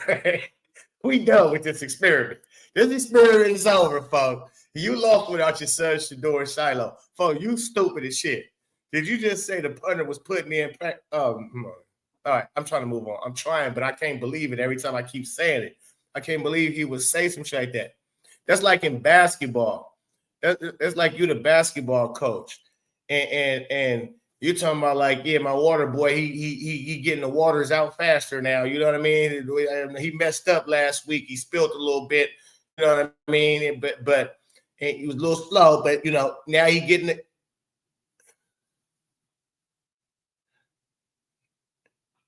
Nigga, what? All right, let me move on. Colorado makes too much money with Deion being the coach. He'd have to quit for them to get a new coach in there. No, that polish is coming up. Didn't you say that earlier? Or was you not talking about that? Because that's starting to fade out too. That's another trend that was hot that's starting to not be a trend no more. You got lesser and lesser celebrities showing up. You got, niggas don't want to associate themselves with losing like that all the time. And he doing too much losing. So no, that's starting to die down too, man. He's worth more to them losing than a new coach is to them winning. Oh no, yeah, I agree with that one. Yeah, I agree with that.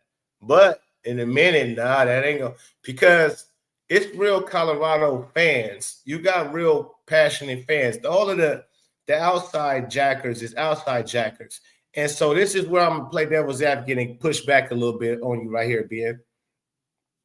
Nowadays, you can be Toulon and be good. As long as somebody putting money, who just came up with it? Indiana or somebody just came up and was able to just turn their franchise, their organization around, their football program, I should say, because now you can pay kids in that transfer portal. So it ain't like before. College football not the same as when me and you used to watch college football like that, to where the blue blood schools was just that, and they was going to be the ones that's good. And if you was a lower, weaker, if you was a Colorado or something, you won't get the top talent. No, anybody can get top talent now. You willing to pay, and you got what is that, spotlight on you too, in which Colorado got all of that. They got the spotlight, and they're willing to pay what that's, So no, if you get rid of Deion, what I'm saying is you put another coach over there that's good. Let's say you go get a James Franklin or Brian Kelly. Oh, believe you me, the real Colorado Buff Nation is going to be very excited. And they would get players. They would get players because, again, if people was willing to spend, you can get players. You can get players.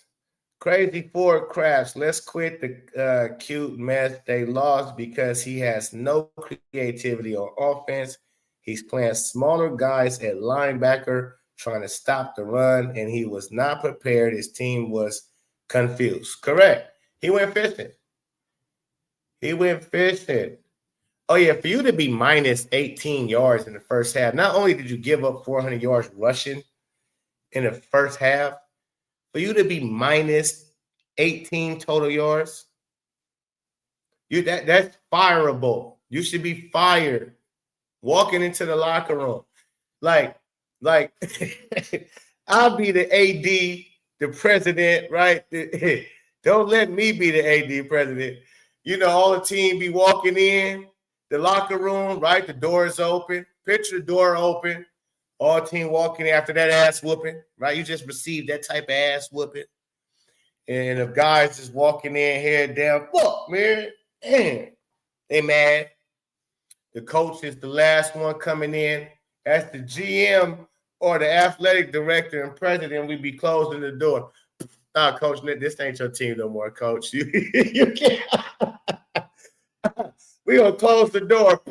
Yeah, the assistants, they already told them. We already told them they're gonna do the interim right now. You can go ahead. Wait till they done talking to the team because I don't even want your vibe. I don't even want your vibe, your goodbyes or nothing. You go ahead. You can retrieve your stuff. You got some stuff in there? You can retrieve it later, my nigga. It's all good. You go ahead. Go back down that way. It's all good. You good? We're going to pay you? Yeah. In your account. Look, matter of fact. There you go, P. You out. I'm closing the doors on you. You go out there and put the what? You done. The half. I'm closing the door. Yeah, the interim coach, they got it. At the half. 43-0 at the half. Oh, yeah. Go there, yeah. Yeah, coach. Yeah, no, you're not coach no more. Yeah, this is over. We're coming out the half with new coach. Fuck new quarterback. We got new coach. Yeah, that's how we operate. I'm not playing no games with you, man. You're right. Screw the Saudis. No W, of course, the best you included. And the maybes, in my opinion, the boldest move with the best chances by far of being successful in the long run. Shout out to Notre Dame. Bro, fans, my West Coast Gia Falia in the building. Says hit the like button. Yes, please hit the like button. Subscribe to the channel. And also, man, hit the super chat too. You see CC leaving me hanging. Everybody else, y'all gonna leave me hanging too? Y'all leave me hanging? CC leave me hanging.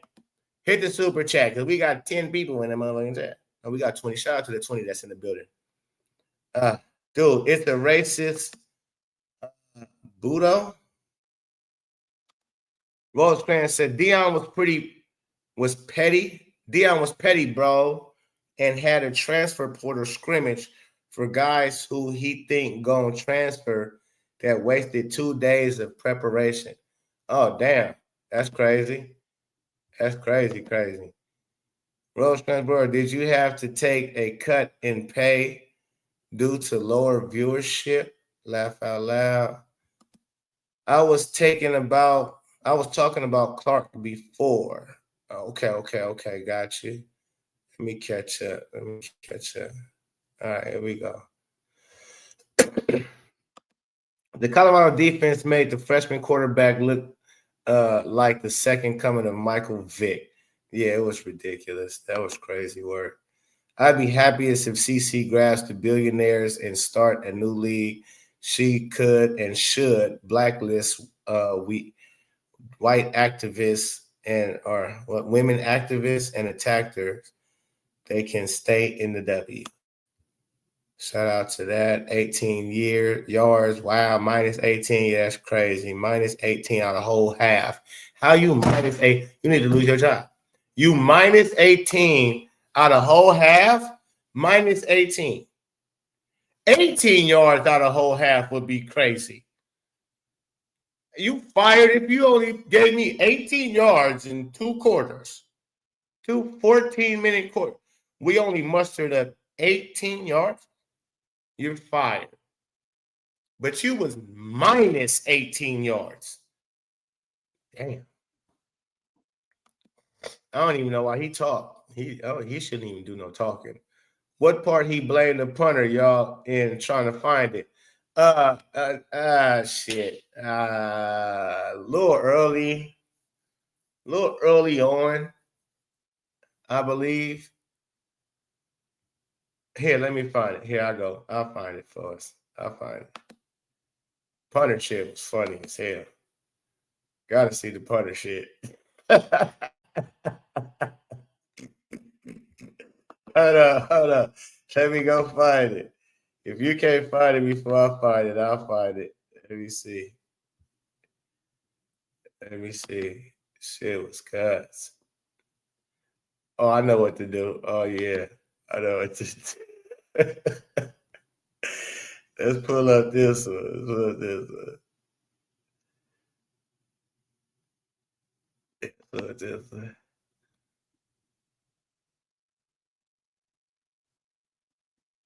This one is he's a here, hold on. Colorado alum, used to play for Colorado. Some of y'all might be familiar with this dude. I'm about to pull up. Matt McKenzie. He's a flip flopper because he wanted to love Deion so much, and he had high hopes that he would turn the program around. But now he's starting to see all Deion is just full of bullshit, and now he's disappointed. But he can't go too hard on Deion because he was praising Deion the first 2 years Deion was there.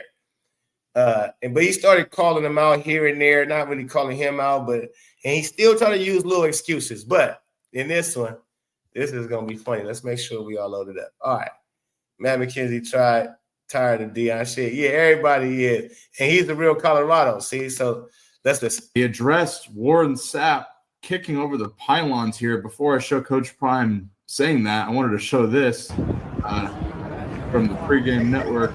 Big Dark Pico and Neely. Warren Sapp pregame. This is a bad look. No Deion Sanders. Remember, Deion said he goes and picks him up. Where is Deion to pick him up? Or he just picks him up all the way later? Network. Big Dark Pico and Neely. Warren Sapp pregame. This is a bad look. Again, if that's their thing, because Deion lied earlier in the press conference when he said that's our thing. He knocks him down and I pick him up. And he tried to he's the D tackle, so he knock him down, I pick him off. See, that's why he didn't even make sense. I got to bring that shit back up too. See, and it's like this dude claims Christianity. And this is where you can tell he's a false prophet. He's a false Christian. He's a phony. He's a fraud. Why would you lie about this? Why are you even bringing it up, first of all, in the press conference? Because this dude said something about it? Man, this dude. Look after getting beat. That's what he said. He knocked him down, I'll pick it off. What? I'm glad everybody had such a good time before the game. Yeah. Oh, bro. I just need to show up for context here.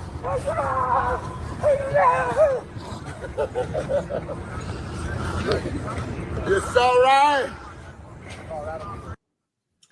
And Coach Prime, like, again, he's the coach. He think he playing? That's crazy. Wait, what?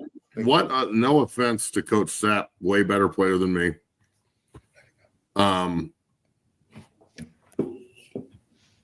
What other coaching staff does this? Oh, no. What other defensive line coach in the entire country does this kind of shit? No. This is no. It's like, I mean, respect to Coach Sapp, but it's how he's playing. Hold on a second. It's that mentality. Hold on a second. Let's look at this one. Where did it just go? What? Hold on. This is a really good one.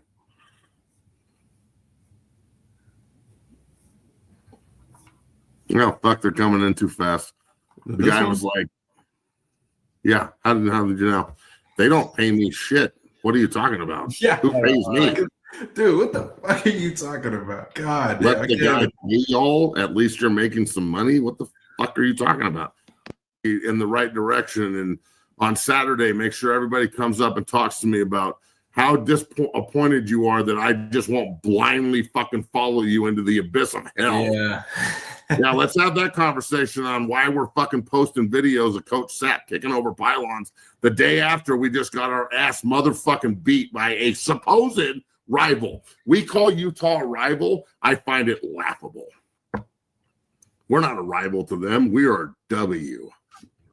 We're a fucking scheduled dub every year, with the exception of 3 in the last 20. It's just, and then the worst part about it is Coach Prime goes and picks them up, and that's also on tape, so you're getting a pretty misconstrued version of what's going on. Why does Coach Sapp want to be the center of attention? You're a coach, dog. You're not supposed to be the center of attention. You're supposed to be the guy in the background helping them become the center of attention. That's the way this is supposed to work. And of course, everybody's going to get pissed off and who the fuck was Matt, and that's Warren Sapp, and I'm going to blow Warren because he's a Hall of Famer and he can do whatever he wants. But what did Coach Prime say about it? He just brushed it off. Here's what Coach Prime had to say about it as he opened his press conference today after the Utah loss. Take a listen. Let me start by addressing some stupidity that happened a week ago, that someone tried to make a big deal out of Coach Sapp knocking over the darn pylons. That's our little thing. He knocks them down, I pick them up. That's what defensive linemen do, right? They knock them down, the defensive backs pick them off. So that's our little thing. So that's what we do. Stop trying to make. He look at his face.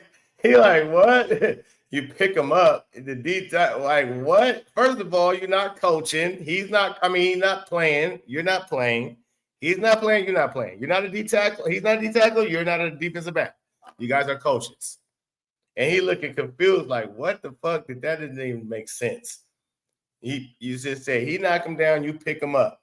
And then that he's a D tackle, or I'm a DB. He knocks him down and I pick him off. Oh, so are you picking the pylons off? I don't get it. Something out of nothing. And you know what? Just end it. End it. If this is their thing and they're going to be the pylon bros, then good for you. High five. I don't want to talk about this anymore. Nothing I say is going to work. Nothing I say is going to fucking make sense. I don't get this. I think it's fucking ridiculous. At the same time, you know what? I don't give a fuck anymore. You want to go kick over the pylons and rip the padding off the fucking goalpost and you go sweating in the middle of the fucking halftime. You want to ride Ralphie out from the pin. I don't give a fuck anymore. Do whatever you want. I don't give a fuck anymore, bro. Do whatever you want. Do you want to go kick over some pylons and shit? Like, that's your thing? Cool. I hope it leads to victories because this is fucking ridiculous. And I'm over it. I don't want to talk about it anymore. Next topic. I'm not kidding. He pissed. Okay, so it must have been in the beginning. I forget what he was talking about it at some point. Okay, I think it might have been somewhere in here. Hold on. What other coaching staff does this? Okay, we heard this. Oh, I'm not. Let's look at this one. Where did it just go? What? No, fuck, they're coming in too fast. The guy was like, but you can't do this and then lose 53-7, give up 420 yards rushing against your defensive line. Maybe and then this is the first thing you put out? Like it's fucking funny?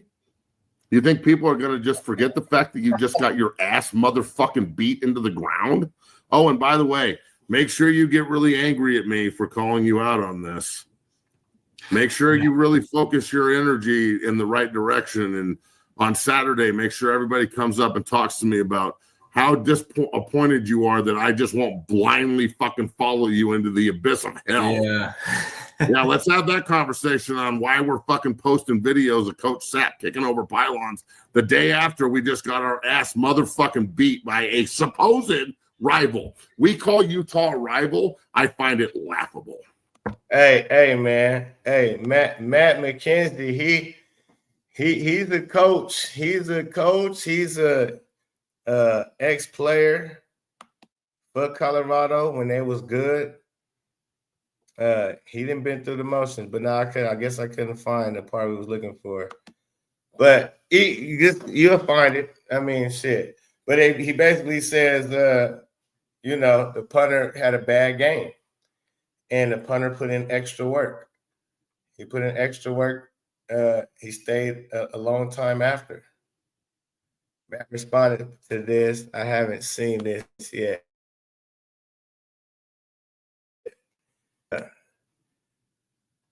But I wanted to show y'all too where he talked about it. Where Matt was like, "You blaming the fucking punter? Like you got her ass whooped." Hold on, let me see. I gotta be able to find it. It was funny as shit too. I'm mad I didn't find it. It's on. We already played it. I already talked about it on here. Where was that? See if I can find it before I get out of here.